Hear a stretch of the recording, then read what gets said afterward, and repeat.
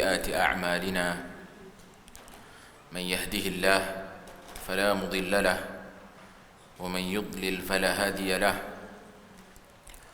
أشهد أن لا إله إلا الله وحده لا شريك له وأشهد أن محمدا عبده ورسوله اللهم صل وسلم وبارك على محمد وعلى آله وأصحابه ومن تبعهم بإحسان إلى يوم الدين أما بعد.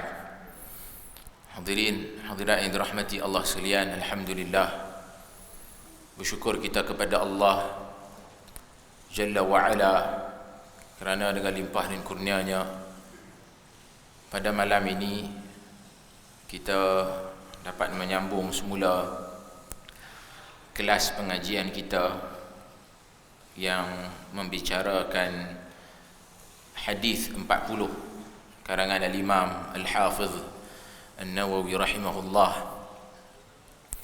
Dan pada malam ini insya-Allah kita akan menyambung pengajian kita pada hadis yang ketiga daripada Abdullah bin Umar bin Al-Khattab radhiyallahu عنهما قال النبي صلى الله عليه وسلم بني الإسلام على 5: شهادة أن لا إله إلا الله وأن محمدا عبده ورسوله وإقام الصلاة وإيتاء الزكاة وحج البيت وصوم رمضان. رواه البخاري ومسلم. Hadirin hadirat yang dirahmati Allah sekalian, hadis kita pada malam ini daripada kitab Al-Arba'in An-Nawawiyah, hadis 40 karangan Imam An-Nawawi rahimahullah, adalah hadis Abdullah ibn Umar ibn Al-Khattab radhiyallahu anhuma. Beliau adalah sahabi al-jalil, sahabat Nabi sallallahu alaihi wasallam yang mulia, banyak meriwayatkan hadis daripada Nabi sallallahu alaihi wasallam. Beliau telah menyatakan bahawasanya baginda sallallahu alaihi wasallam telah bersabda, buniyal islamu ala 5. Islam ini dibina di atas 5 asas, 5 perkara yang sangat penting. Syahadati an la ilaha illallah, yakni bersaksi bahawasanya tiada Tuhan yang berhak disembah dengan benar melainkan Allah, wa anna Muhammadan abduhu wa rasuluh, dan sesungguhnya Muhammad itu adalah hambanya dan juga rasulnya, wa iqamis salah, dan mendirikan salat, wa ita'iz zakah, menunaikan zakat, wa hajjil bait, dan menunaikan haji di al-bait, yakni di Baitullah di Makkahul Mukarramah, wa saumi Ramadan, dan berpuasa Ramadan. Hadis ini diriwayatkan oleh Imam Al-Bukhari dan juga Imam Muslim. Hadirin hadirat yang dirahmati Allah sekalian, kita selalu dengar hadis ini, dan hadis ini merupakan asas yang membicarakan tentang asas agama Islam ni. Apabila Nabi sallallahu alaihi wasallam menyatakan buniyal islamu ala 5, Islam itu yakni keseluruhan agama ini dibina di atas 5 asas. Jadi bila Nabi sallallahu alaihi wasallam menyatakan yang Islam ni dibina di atas 5 perkara ini, menunjukkan bahawasanya tanpa 5 perkara ini ataupun salah satu daripada 5 perkara ini, maka akan Islam seseorang itu tidak akan sempurna di sisi Allah Azza wa Jalla. Dan ini juga menunjukkan bahawasanya sesiapa sahaja yang melaksanakan, menunaikan tanggungjawabnya kepada 5 perkara ini, maka mereka ini akan dipanggil sebagai Muslim. Hadirin hadirat yang dirahmati Allah sekalian, dalam 5 perkara ini baginda sallallahu alaihi wasallam menyatakan yang pertama sekali adalah syahadati an la ilaha illallah wa anna Muhammadan abduhu wa rasuluh. Jadi sebelum kita nak pergi dengan lebih lanjut sebagai seorang Muslim, benda pertama yang dia perlu jelas dan dia perlu faham adalah menyatakan persaksian bahawasanya tiada ilah, yakni tiada Tuhan yang disembah dengan benar melainkan Allah Azza wa Jal. Yakni sebagai seorang Muslim, dia perlu menyatakan persaksian yang tiada Tuhan yang diibadahi, yang diabdikan diri melainkan dengan benar melainkan Allah Azza wa Jalla. Dan ini adalah satu perkara yang asas yang perlu difahami oleh mana-mana Muslim, bahawasanya persaksian tauhid ini adalah satu persaksian yang perlu difahami dengan kefahaman yang benar. Sebab itu kita katakan bahawasanya seseorang individu itu apabila dia menyatakan Tuhan itu Allah, itu belum cukup untuk kita menganggap bahawasanya dia sebagai seorang mukmin Muslim yang beriman kepada Allah Jalla wa'ala. Kenapa? Kerana dalam syahadatain ini dia dimulai dengan an-nafyu, penafian. Nafyu, penafian sebarang bentuk ilah, sebarang bentuk Tuhan, sebarang bentuk pengabdian. Kemudian dia datang pula dengan isbat, la ilaha illallah. Sebab itu kita katakan maksud yang benar pada kalimah tauhid ini adalah tiada Tuhan yang disembah dengan benar melainkan Allah. Jadi kita menafikan sebarang bentuk ilah. Atas prinsip inilah kuffar Quraisy tidak mahu beriman kepada Nabi sallallahu alaihi wasallam. Kerana bagi mereka Allah itu bukanlah sesuatu yang asing bagi mereka. Mereka kenal siapa itu Allah. Jadi kita katakan bukanlah mengiktiraf Tuhan itu Allah semata-mata. Tuhan itu Allah sudah cukup untuk kita anggap seseorang itu beriman. Dia mesti menafikan tidak ada Tuhan-Tuhan lain yang disembah melainkan Allah Azza wa Jalla. Jadi kuffar Quraisy, mereka memahami dakwah Nabi sallallahu alaihi wasallam. Mereka faham bila menyebut la ilaha illallah itu membawa maksud berhala-berhala seperti Allat wal Uzza, Manat dan juga Hubal. Ini nama-nama berhala yang mereka sembah. Semua ni perlu ditinggalkan. Apa sahaja amalan yang diwarisi daripada nenek moyang mereka, menyembah berhala, tawaf di Baitullahil Haram dalam keadaan telanjang dan segala macam amalan, semuanya itu perlu ditinggalkan. Jadi sebab itulah mereka faham tentang maksud dan juga tuntutan kalimah ini, menyebabkan mereka mengambil keputusan untuk tidak mahu beriman kepada baginda sallallahu alaihi wasallam. Karena mereka memahami tuntutan kalimah ini. Dan tuntutan kalimah ini bukan semata-mata merujuk kepada mengiktiraf Allah Ta'ala itu semata-mata sahaja sebagai Tuhan. Dalam masa yang sama, kita juga perlu menyatakan bahawasanya tiada Rabb selain daripada Allah Azza wa Jalla. Tiada yang mentadbir, yang menguruskan alam ini, yang menciptakan, menghidupkan, mematikan, memberi manfaat, menjauhkan daripada mudarat, mengetahui yang gaib melainkan Allah Azza wa Jalla. Dan inilah tuntutan kalimah tauhid yang perlu kita fahami. Kita juga perlu faham daripada kalimah tauhid ini, yakni tidak ada yang diibadahi melainkan Allah Azza wa Jalla. Yakni segala bentuk ibadah, af'alul ibad, segala bentuk perbuatan hamba mestilah dilakukan hanya kepada Allah Azza wa Jalla, kerana Allah Azza wa Jalla semata-mata. Jadi apa sahaja atas nama ibadah, ia mesti dilakukan hanya kepada Allah Jalla wa Ala. Rukuk, sujud, sembelihan, salat, puasa, zakat, semuanya mesti dilaksanakan hanya kepada Allah Jalla wa'ala. Jadi atas dasar itu, tidak mungkin sesiapa sahaja yang mengucap la ilaha illallah Muhammadun Rasulullah dalam masa yang sama buat sesuatu amalan ibadah kepada selain daripada Allah Azza wa Jalla.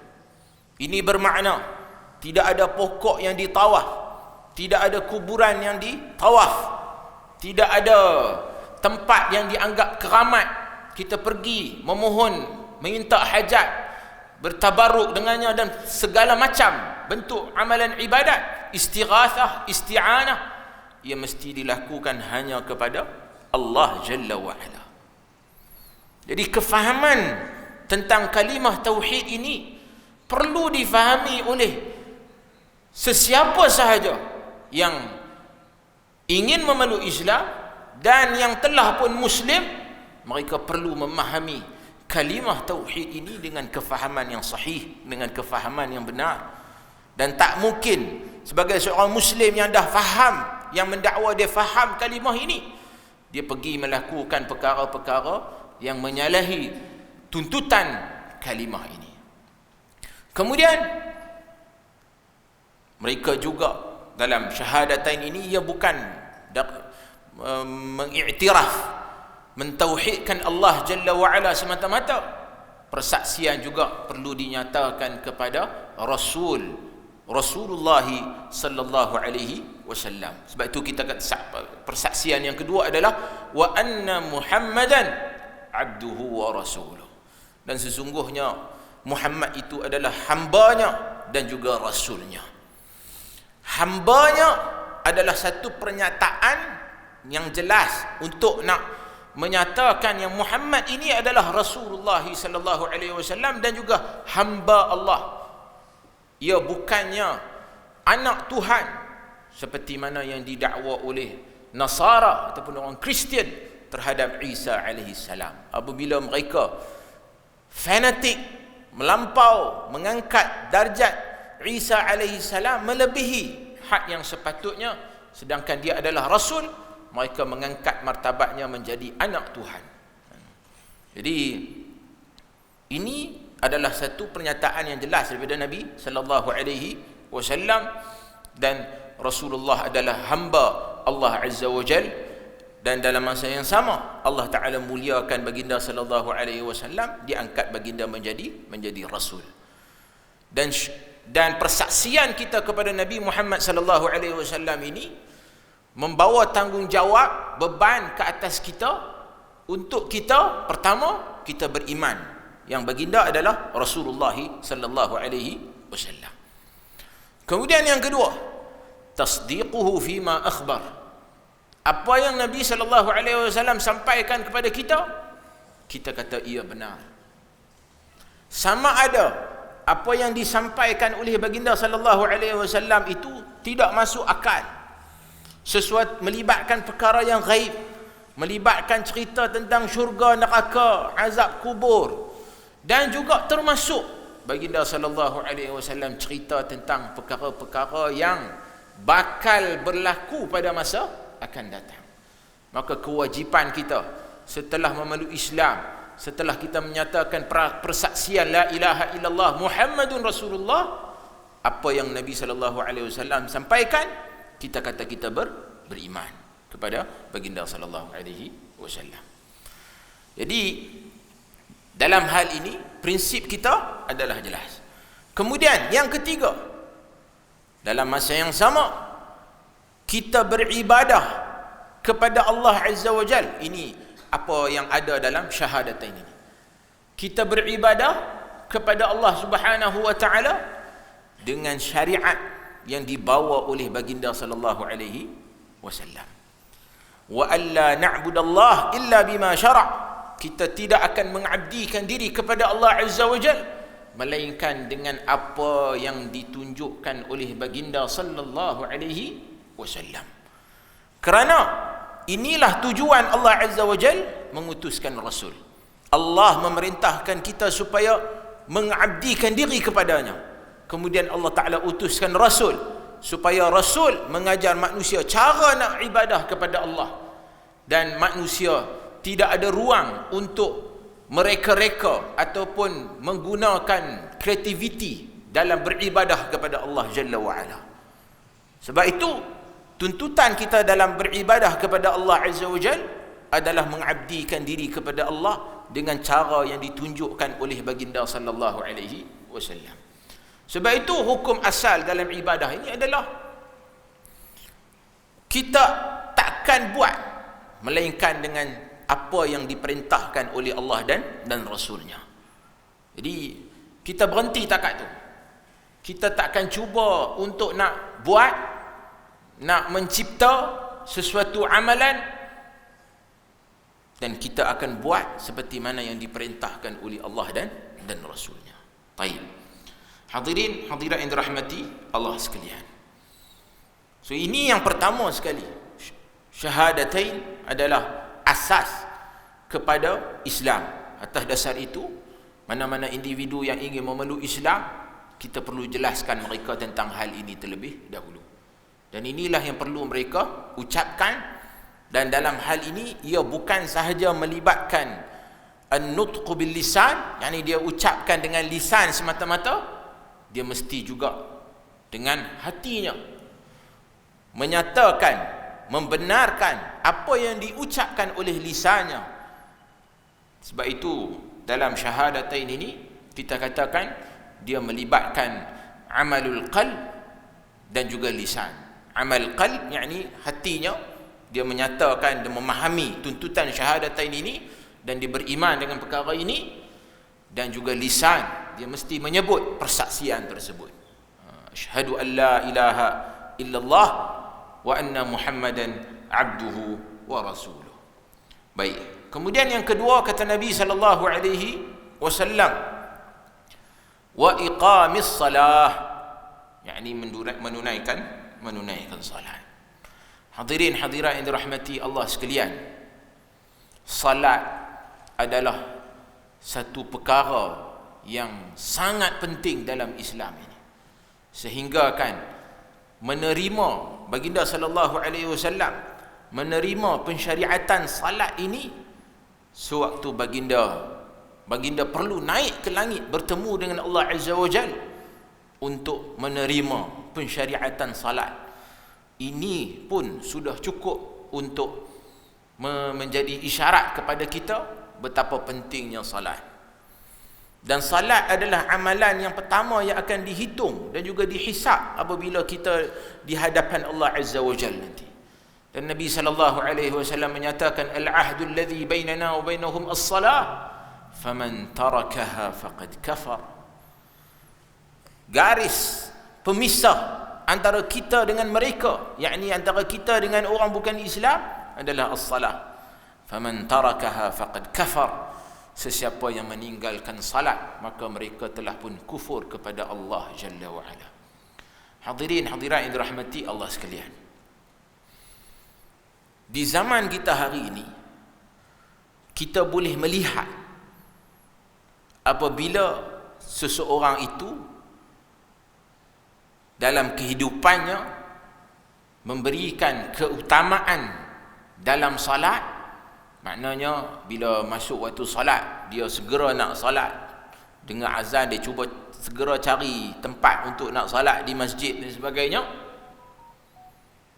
Sebahagian orang di zaman kita hari ini menganggap, oh, yang ni dia ni orang kuat agama, dia ni orang dulu dia mengaji sekolah agama,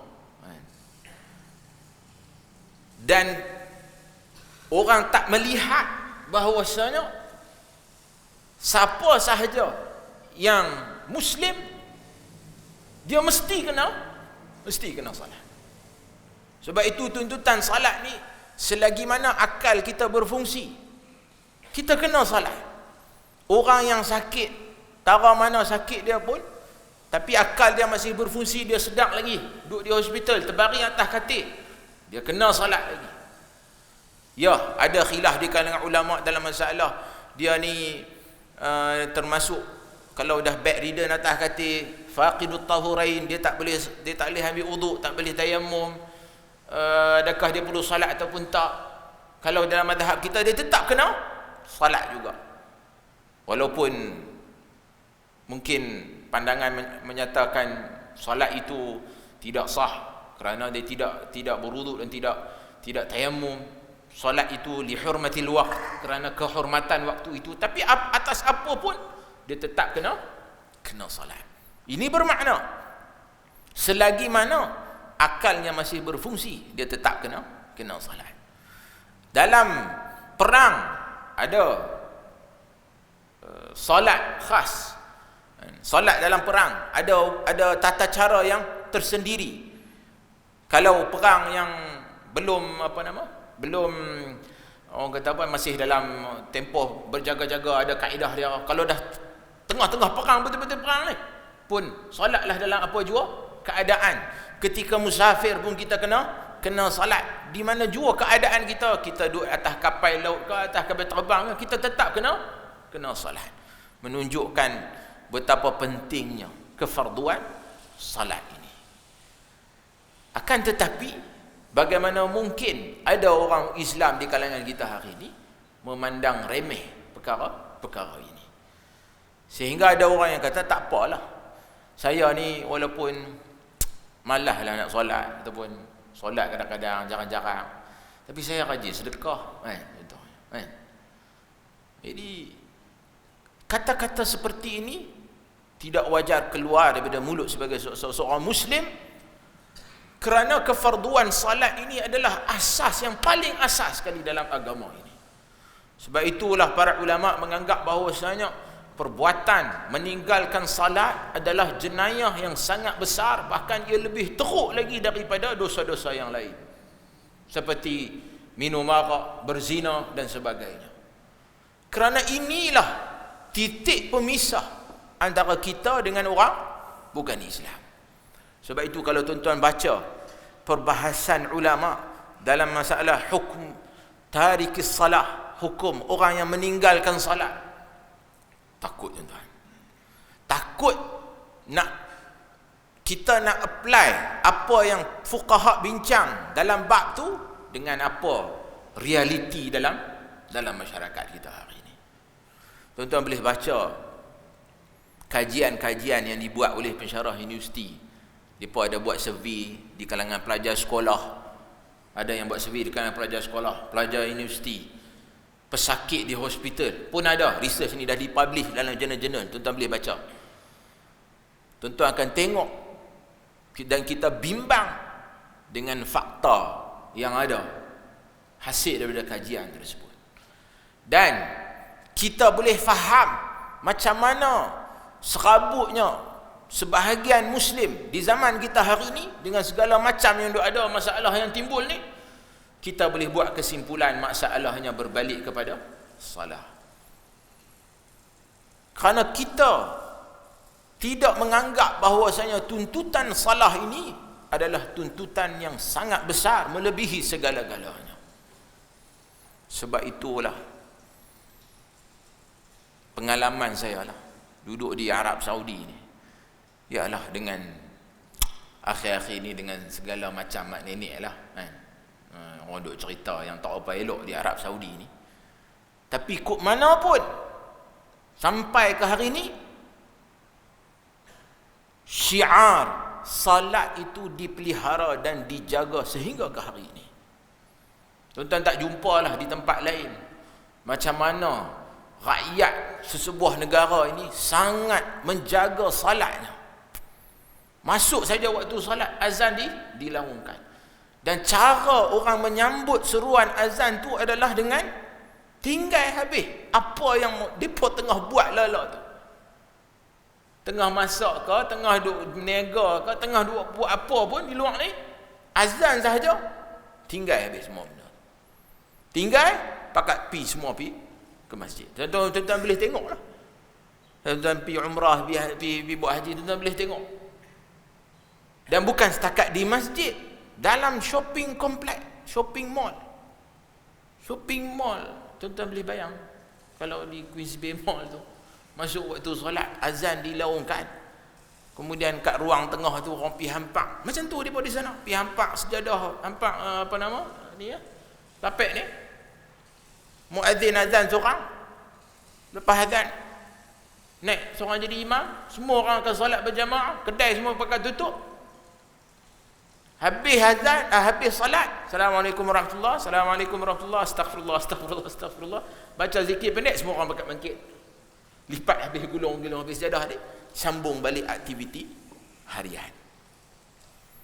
Menunjukkan selagi mana rakyat sesebuah negara tu menjaga syiar salat ni, insya-Allah mereka adalah kebaikan.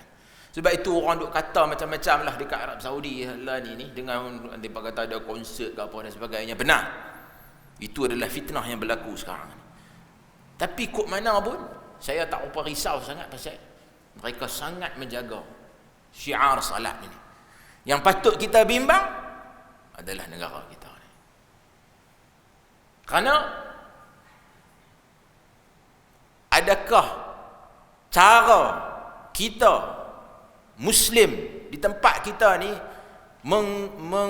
mengagungkan syiar salat tu sebegitu? Kita patut tanya diri masing-masing. Bahkan kita sebahagian orang, macam saya katakan tadi, sebahagian orang dia rasa macam orang-orang yang rajin solat ni adalah orang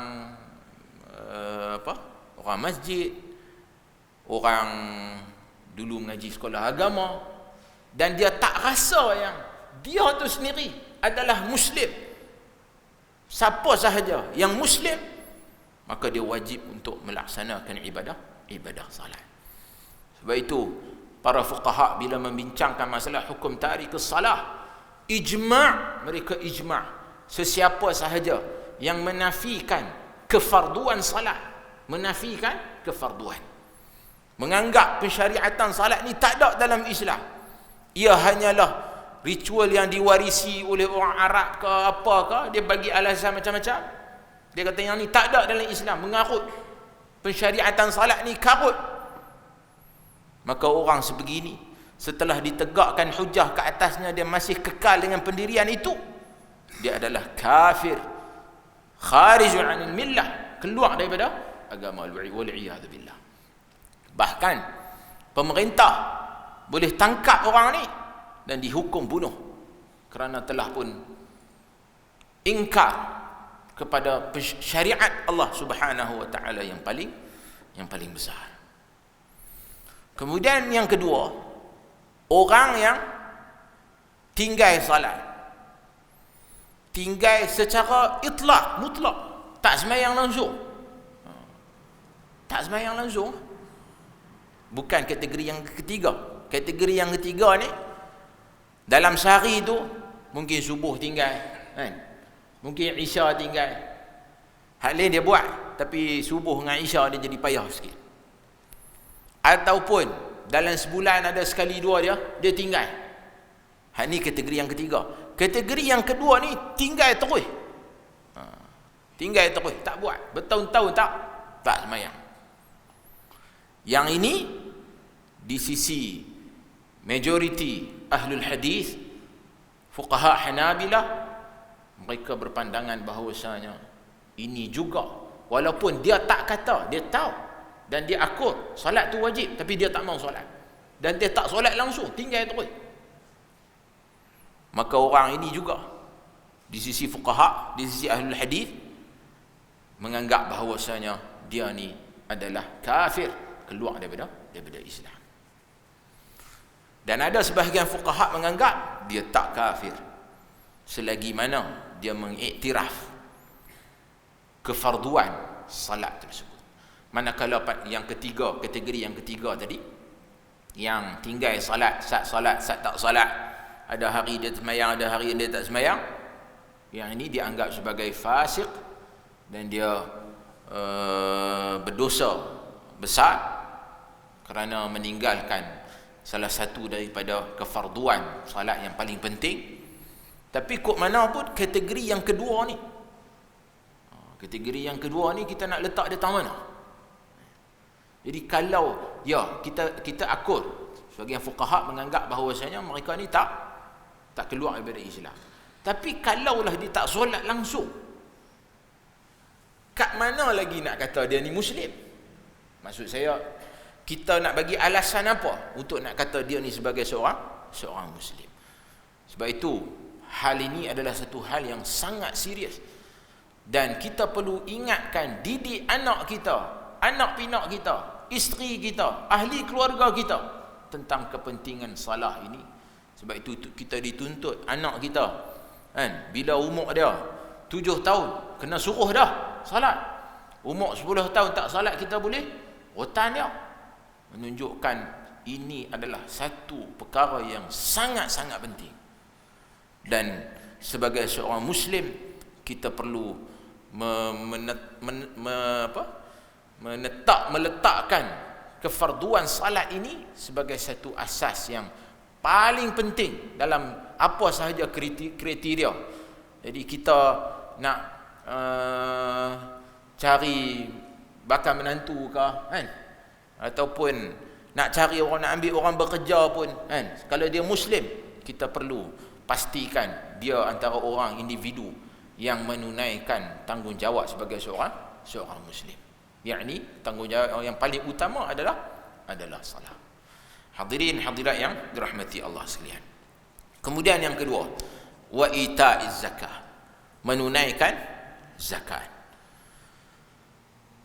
Zakat adalah satu syariat yang ditetapkan oleh Allah Azza wa Jal. Sebagai seorang Muslim, kita tidak dihalang untuk memiliki harta. Nak cari rezeki, nak cari duit sebanyak mana pun, carilah, tak ada masalah. Akan tetapi, bila mana telah mencapai, harta yang dimiliki itu telah mencapai nisab, kadar yang ditetapkan oleh syarak, dan juga haul, tempoh yang ditetapkan oleh syarak, maka dia perlu keluarkan zakat daripada harta tersebut. Zakat ni ada banyak jenis. Ada zakat fitrah, zakat emas, zakat wang simpanan, zakat pendapatan, dan macam-macam lagi. Apapun, prinsip asasnya, tu'khadhu min aghniyaihim wa turaddu ila fuqaraihim. Ini yang dinyatakan oleh Nabi SAW. Diambil harta ni sebahagiannya daripada orang yang kaya, kemudian dikembalikan kepada fuqara mereka, yakni orang-orang yang fakir, yang memerlukan. Dan ditetapkan dalam Islam ni ada asnaf yang telah ditetapkan yang layak untuk nak menerima zakat, dan yang berhak untuk nak kutip zakat ini dan agihkan kepada mereka yang memerlukan adalah pihak yang telah ditetapkan ataupun dilantik oleh pemerintah. Sebab itu dalam hal ini, kadar banyak mana harta apa yang perlu kita keluarkan zakat, kita perlu rujuk kepada pihak yang menguruskan hal ini.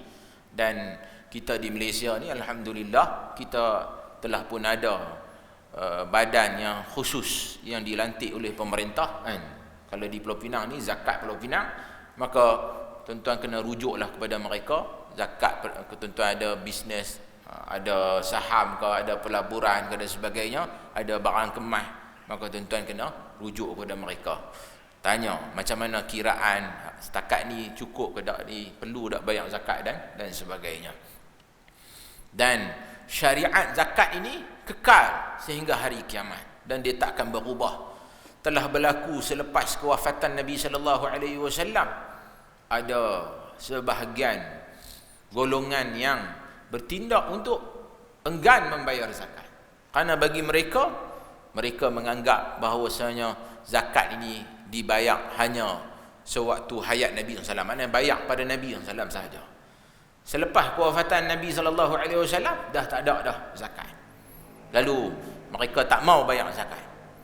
Abu Bakar radhiyallahu anhu yang menjadi khalifah selepas kewafatan Nabi SAW, Abu Bakar kata, aku akan perang, aku akan memerangi sesiapa sahaja yang enggan membayar zakat dan mereka yang membezakan antara salat dan juga zakat ini. Kerana kita dapati banyak ayat-ayat dalam Al-Quran, wa aqimus salah wa atuz zakah, dirikanlah salat dan juga tunaikanlah zakat.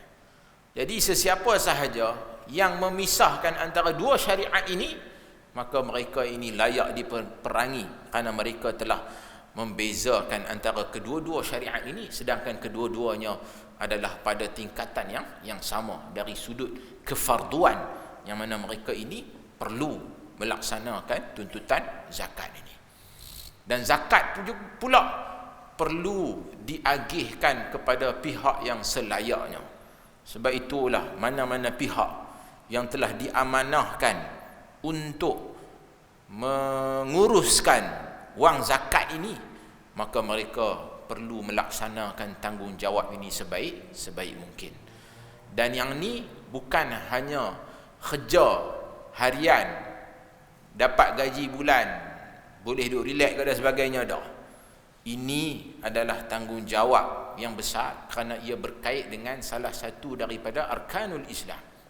Sebab itulah mana-mana pihak yang diamanahkan, dipertanggungjawabkan untuk menguruskan zakat, maka mereka perlu bertakwa kepada Allah Azza wa Jalla dalam hal ini. Dan kita sebagai seorang Muslim, kita juga perlu membantu mereka untuk nak menyalurkan bantuan kepada pihak yang memerlukan. Sebab itu kalau tuan-tuan tengok ada di kawasan tempat tinggal tuan-tuan, qaryah masing-masing, ada pihak yang memerlukan, maka salurkan maklumat ini kepada pihak yang menguruskan zakat, supaya mereka ini boleh dibantu. Dan hakikatnya mereka telah pun laksanakan tanggungjawab itu sebaik mungkin. Ya, kita tak nafikan mungkin ada kekurangan di sana sini, akan tetapi mereka telah cuba sedaya upaya untuk nak menambah baik khidmat mereka. Jadi sebab itu kita kena sokong usaha ini dan bantu mereka untuk nak, dalam mereka nak melaksanakan tanggungjawab ataupun amanah mengagihkan wang zakat ini kepada pihak-pihak yang memerlukan. Baik, hadirin hadirat yang dirahmati Allah sekalian. Yang seterusnya, wa hajjil bait, yakni menunaikan haji di Baitillahil Haram. Hadirin hadirat yang dirahmati Allah sekalian, hari ini adalah, kalau di Makkah, hari ini adalah hari Arafah. Semalam adalah 8 Zulhijjah, adalah hari Tarwiyah. Ibadah haji ini adalah satu ibadah, kemuncak ibadah dalam diri seseorang Muslim, kerana di dalamnya terhimpun ibadah maliyah yang melibatkan wang ringgit. Kita nak pi buat haji tu kan, kita kena ada wang ringgit. Hatta yang duduk di Arab Saudi pun dekat dah tu, tapi perlu juga keluarkan belanja. Sebab itulah ibadat haji ni dikaitkan dengan istita'ah, man istata'a ilaihi sabila, kata Nabi SAW. Yakni dia nak pi buat haji tu, bagi kefarduan itu mestilah dia ada kemampuan untuk nak pergi melaksanakan ibadah haji tersebut. Jadi termasuk dalam istita'ah, dia mesti kena ada belanja yang cukup untuk nak pergi buat haji. Dan dia juga mesti ada belanja yang cukup tinggalkan kepada ahli keluarga yang dia tinggal. Itu juga termasuk. Dia juga cukup belanja di sana, pengangkutan, penginapan, semualah di sana. Dia juga mesti ada kemampuan dari sudut fizikal, sihat tubuh badan untuk nak pergi buat haji ni, kerana buat haji ni bukan satu benda yang ringan. Saya pernah lah, saya dah di sana alhamdulillah, atas kerana dah duduk di sana dulu ni, waktu kita muda-muda lagi, pergilah buat haji. Tapi bila saya tengok orang tua-tua yang tak larat nak jalan jauh, tuan-tuan, dia bukan satu benda yang mudah. Nak tawaf, nak sa'i, yang tu nak kena perlukan kepada kekuatan fizikal. Yalah, ada kemudahan. Zaman saya dulu dia tak ada skuter tu. Zaman saya dulu dia ada panggil apa benda lah, dia macam kotak kayu, dia duk usung orang duk atas tu. Saya dan lagi zaman tu. Zaman tahun saya pergi tu tahun 2000. Ada lagi benda lah tu. Saya ingat lagi. Orang-orang yang duk usung tu biasanya orang daripada Afrika berkulit hitam. Depa kuat ni, depa duk usung benda tu dan depa akan ketuk haji depa nak lalu tu kan. Usung macam tu. Hak kursi roda aku kursi roda lah, tapi hak duk usung tu pun bawa lah juga yang tu. Cuma akhir ni saja kerajaan Arab Saudi sediakan khidmat skuter. Saya tak ingat berapa rial, 50 ke 100 rial, tuan kena bayar untuk nak naik skuter tu. Mudah lah, senang. Tuan naik skuter tu, dia skuter elektrik, tawaf lah di atas tu, dan juga sa'i. Tapi bukan tu saja. Nak pergi Mina, pergi Arafah, kemudian Muzdalifah, balik semula ke Mina, tu semua banyak memerlukan kepada kekuatan fizikal. Nak jalan kaki, nak pergi melontak di jamrat. Saya ingat dulu masa zaman saya tu, dia tak ada, dia satu tingkat lah, bawah dan juga atas. Dia tak ada lah ni macam satu kompleks kan. Dan dulu tempat melontak tu dia macam tiang satu je lah, ni dia buat bagi panjang kan, kerana mengambil kira maslahah. Ramai sangat melontak sampai bertolak-tolak, aku sampai ramai yang mati dan sebagainya. Jadi kerajaan Arab Saudi ambil inisiatif untuk nak ubah jamrat tu, bagi dia jadi lagi besar supaya mudah untuk orang nak melontak kan. Buat pula kompleks. Naik tu dia siap ada eskalator lagi boleh naik. Mudah banyak lah kan, bandingan saya dulu nak masuk melontak tu. Saya ingat lagi lah, sini-sini ajak dulu masuk tu jangan pakai ihram, rida, kain ihram. Atas ni kita panggil rida lah, bawah tu kita panggil izar. Jadi hak atas ni kita tak pakai, masuk gitu je. Saya pun mula-mula macam pelik juga, pasal apa bila kita masuk bawah tu, kita dia jumpa kain ihram banyak atas lantai. Pasal mungkin duk tolak menolak antara hang aku ni sampai jatuh sebahagiannya. Ada yang duk pegang hak atas saja, jadi duk perkemah hak atas ni, masuk lontak keluar. Bawah tak ada, tinggal hak, pasal duk pegang tu hak atas saja kan. Jadi macam-macam lah, sebab tu kita boleh jumpa bawah tu macam-macam. Jadi dia memerlukan kepada kekuatan fizikal. Dan istita'ah di zaman kita hari ni lagi tambah pula yang baru, yakni tasrih. Ataupun tasrih ni kira macam permit lah. Itu bagi orang yang duduk di Arab Saudi, mereka kena ada permit ni. Dan bagi kita yang duduk di Malaysia ni, kena ada visa. Sebut pasal visa ni, furada lah, mujamalah lah, apa saya tak berapa faham sangat bab-bab ni. Tapi tuan-tuan ingatlah, tuan-tuan nak buat haji ni, tuan-tuan himpun duit bertahun-tahun kan. Bertahun-tahun tuan-tuan himpun duit nak pergi buat haji. Dan majoriti kita bukan orang yang senang. Jadi pastikan terlebih dahulu, pilihlah agensi. Pertama daftar dengan tabung haji lah, yang tu lah. Kalau tak dengan tabung haji, tak boleh, cari mana-mana syarikat yang memang telah pun ditauliah oleh pihak tabung haji untuk melaksanakan ibadah haji.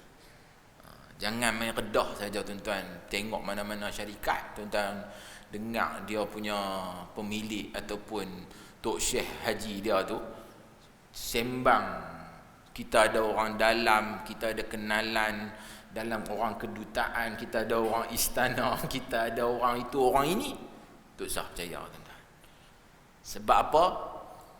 Banyak dah terjadi. Dan yang saya cukup heran, benda ni berlaku setiap tahun. Yang tu yang kita pelik. Semalam berita kata kan 300 lebih, 380 macam tu kan. Ada satu syarikat nama apa, UC Travel ke apa kan. Jemaah mereka sangkut di sana dan tak dapat pergi buat haji. Kalaulah di kalangan mereka ni orang kaya yang Setakat hilang 60,000, 70,000, 100,000 tu bagi mereka tak ada apa pun. Tak apa tu. Yalah, tak apa tu maksudnya ya masalah juga. Tapi bagi mereka benda tu kecil je nilai. Tapi kalau yang dah pesara kerajaan, duit gratuity, duit simpan ni kan, dapat duit tu hak tu lah nak pergi buat haji. Ataupun lebih teruk lagi orang kampung yang sampai bergadai tanah dan sebagainya, jual habis semua benda semata-mata nak pergi haji, tiba-tiba jadi macam ni. Sebab itu saya harap kita jangan mudah tertipu dalam hal ini. Pastikan pihak yang menguruskan tu benar-benar pihak yang dipercayai kan. Dan satu lagi saya nak sebut jugalah kan, tentang badal haji. Badal haji ni kita upah orang untuk pergi buat haji bagi pihak saudara kita yang telah meninggal dunia, mak ayah kita meninggal dunia. Jadi mereka tak ada nak pergi buat haji, mereka dah tinggal lah duit sikit. So duit tu kita gunalah untuk kita pakai adik-beradik. Kita kata duit ni kita tak payah faraidkan lah. Jadi duit ni kita hantar upah orang untuk pergi buat haji untuk ayah kita. Pasal ayah kita dia waktu hayat dia tak ada nak pergi buat haji. Dan yang ni bukan cerita nak pergi pilih barang ataupun perkhidmatan yang mana yang lebih murah, yang mana yang menawarkan banyak free gift, buah tasbih, air zam-zam, buah kurma dan sebagainya. Tak. Yang ni soal ibadah. Maka pastikan pilih orang-orang yang benar-benar dipercayai, yang kita kenal dia dan kita tahu dia ni adalah orang yang amanah untuk nak buat ibadah haji ni, badal haji ni. Kalau tidak, tak usah tuan-tuan. Senang tuan-tuan, tak usah. Saya pergi marah lah pula syarikat-syarikat, tapi saya sebut benda ni juga supaya kita benar-benar berhati-hati dalam hal ini. Sebab ada orang macam menganggap benda ni macam apa saja perkhidmatan, serupa macam kita pergi ambil Grab ke, kita pergi beli barang ke, kita buat perbandingan hak mana murah lagi dalam Lazada, Shopee ke dan sebagainya. Tak. So ini adalah soal ibadah. Maka kita perlu pastikan pihak yang diberi amanah tu benar-benar boleh buat. Jadi musim haji lah ni nak abang bagi tuan-tuan. Arab Saudi sangat ketat dalam soal permit tasrih nak pergi buat haji ni. Sangat ketat. Jadi siapa sahaja yang nak masuk dalam Masjidil Haram tu, dia perlu melalui kawasan pintu masuk yang ada scanner yang akan scan tasrih tu. Duk ada dalam handphone ni. Scan hak tu dulu baru lepas masuk. Jadi kalau tak ada hak tu, tak boleh masuk. Dan yang ada tasrih ni, mereka perlu ikut package yang dibuat oleh syarikat travel tempatan, dan bayaran dia paling minimum pun dekat 14 ke 15 ribu rial Saudi. Jadi celah mana yang nak ada badal haji 1,500, 2,500 kan? Siapa yang buat ni? Kalaulah ada di kalangan petugas-petugas yang pi sana dan depa sanggup dengan amount tersebut, tapi 1,500 saya rasa tak padan dengan teruk tu kan? Betul ke? Betul-betul ke depa buat? Jadi atas dasar tu pastikan kita semak terlebih dahulu siapa yang buat benda ni. Kerana ini adalah satu perkara yang melibatkan ibadah kepada Allah Subhanahu wa taala. Dan kita perlu pastikan orang yang nak buat ni adalah orang yang benar-benar amanah dalam melaksanakan ibadah haji tersebut. Baik. Kita azan dulu, kita sambung.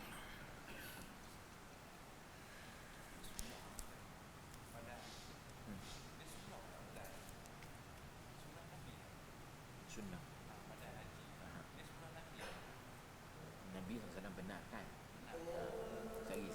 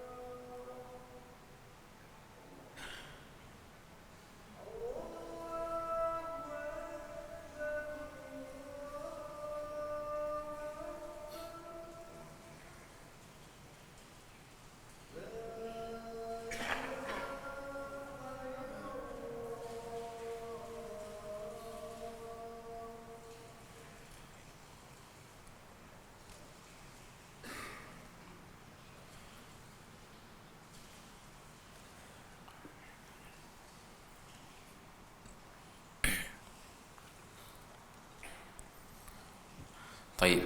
Hadirin hadirat dirahmati Allah sekalian. Sahabat kita tanya tentang haji badal ni, adakah ia sunnah? Adakah ia satu yang disyariatkan? Ya. Secara asasnya ia memang disyariatkan.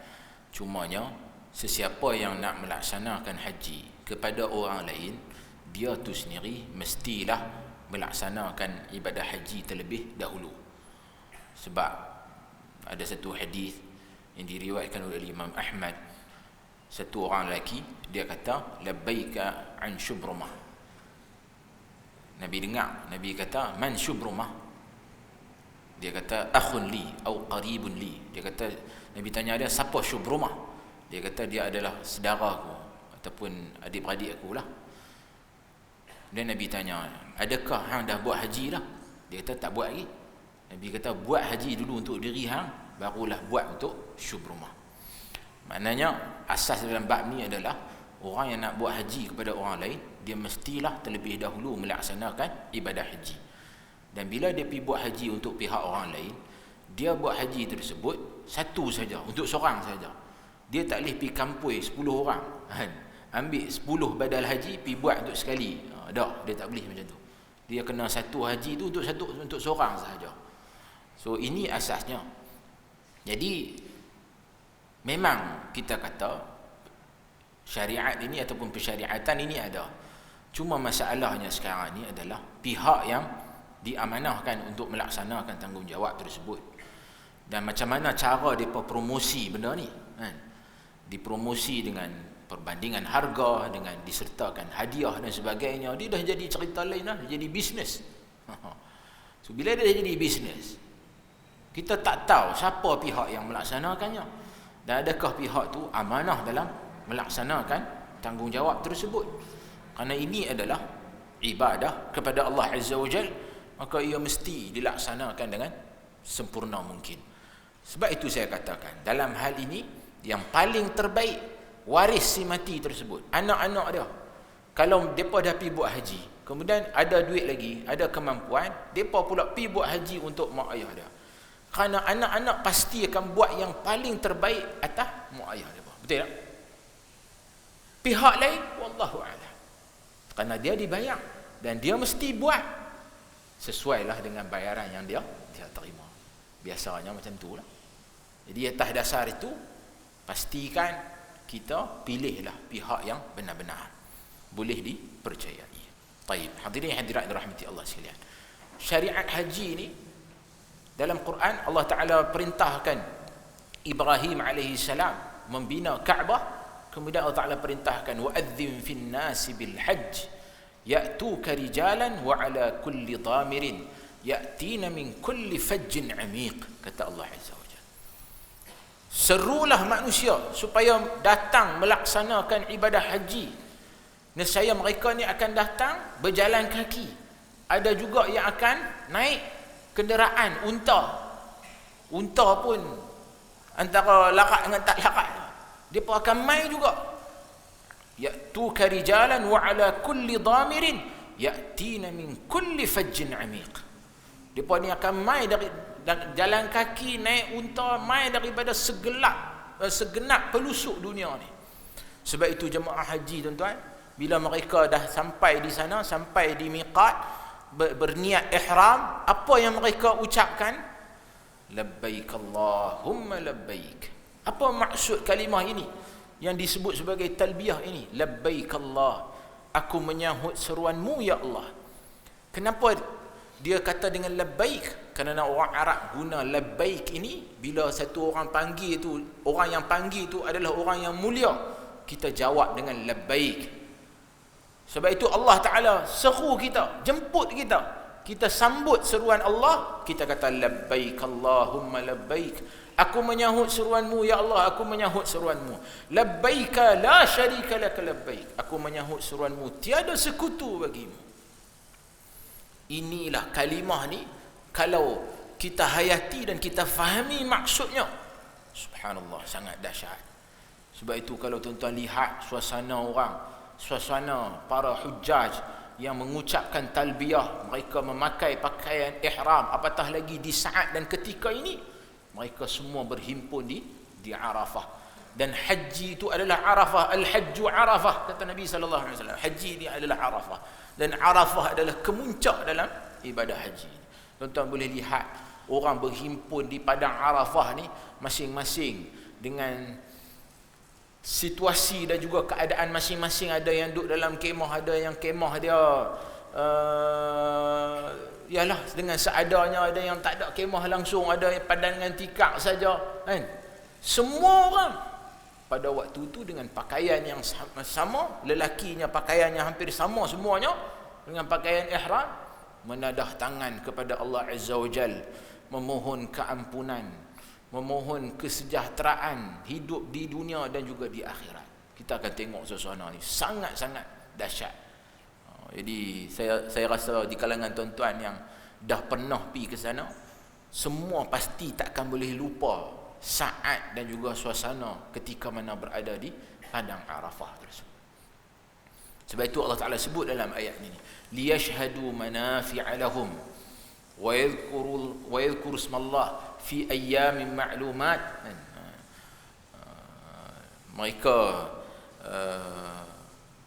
menyaksikan, liyashhadu manafi'a lahum wa yadhkuru ismallah fi ayyamin ma'lumat ala ma razaqahum min bahimatil an'am.